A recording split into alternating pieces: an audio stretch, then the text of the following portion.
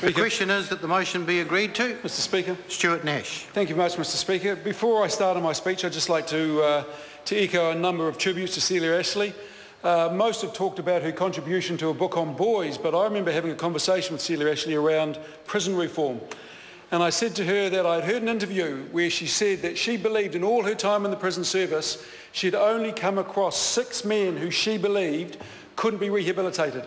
And she said to me, couldn't be rehabilitated. These were 6 people who should be locked up and the key thrown away. And she said to me, did I say 6? It's probably only 2.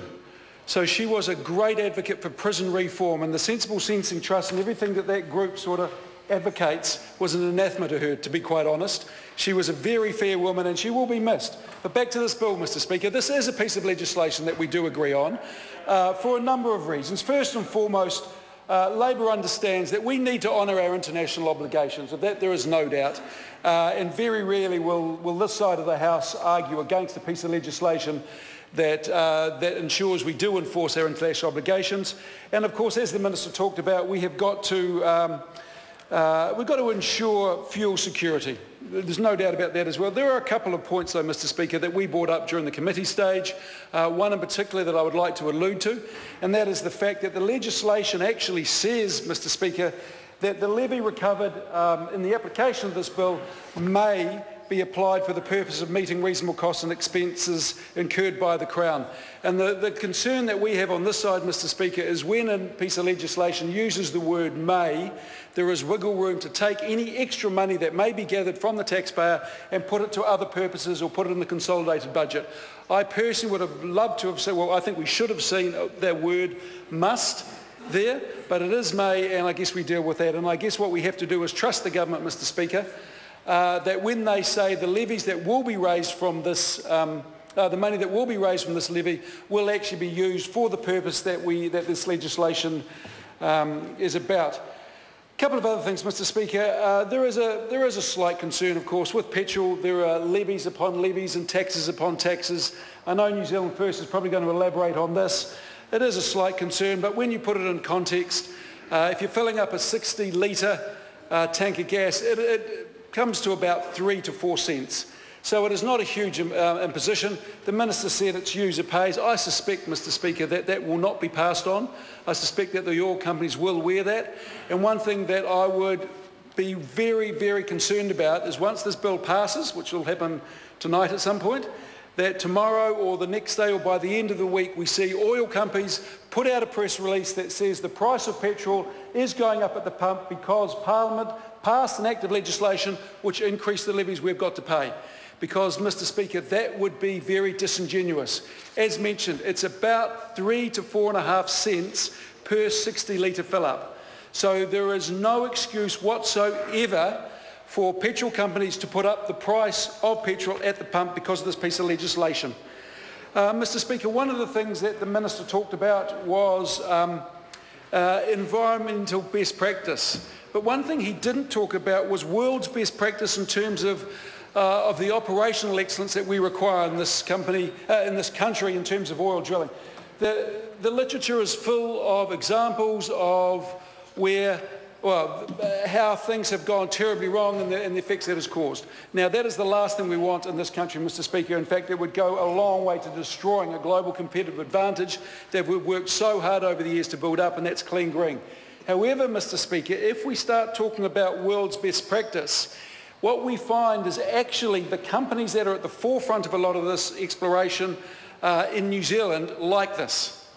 And the reason I say that is because the Todd corporations of this world, for example, already operate using world's best practice. But in our country, Mr Speaker, there doesn't have to be economic development or environmental responsibility.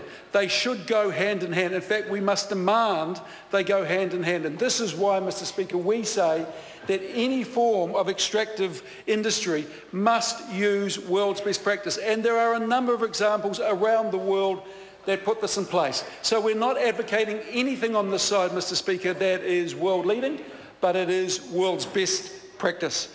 The other thing that I would like to hear the government and the Minister speak a little bit more about is what is going to happen to the royalties from oil exploration. Now, Norway is a country that is often held up as as a country that has done amazing things with the royalties it has earned off oil.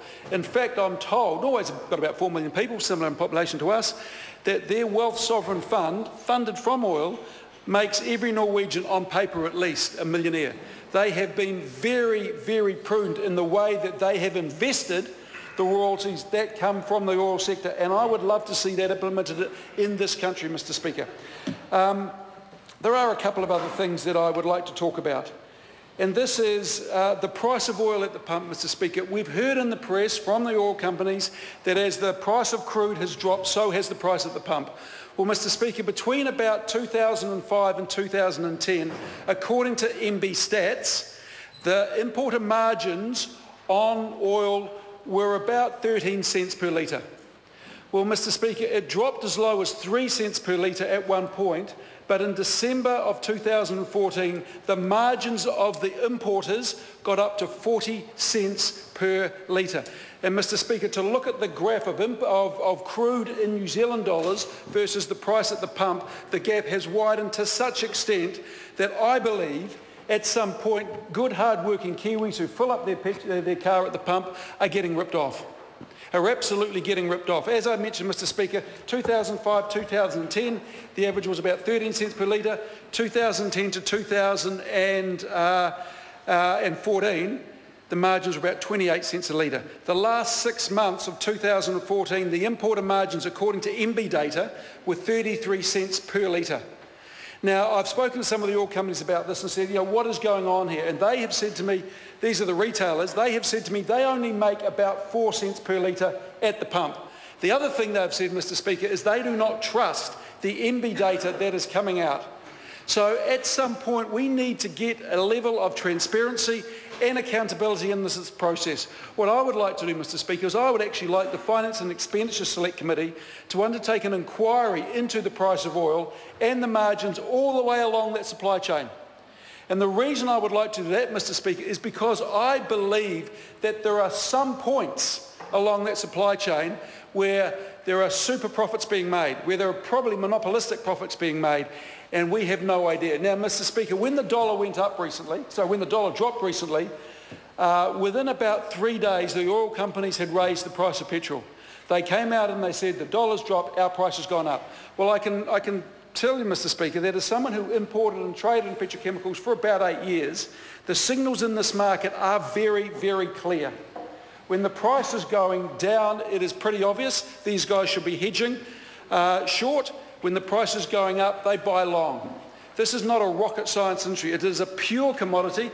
Everyone knows what OPEC's doing. Everyone knows what's coming out of the United States. But for some reason, New Zealanders have been sucked into the PR of the oil companies that says when the price drops, they've hedged long. It takes a long way for that to filter through. But when the price increases, within a week, the price goes up.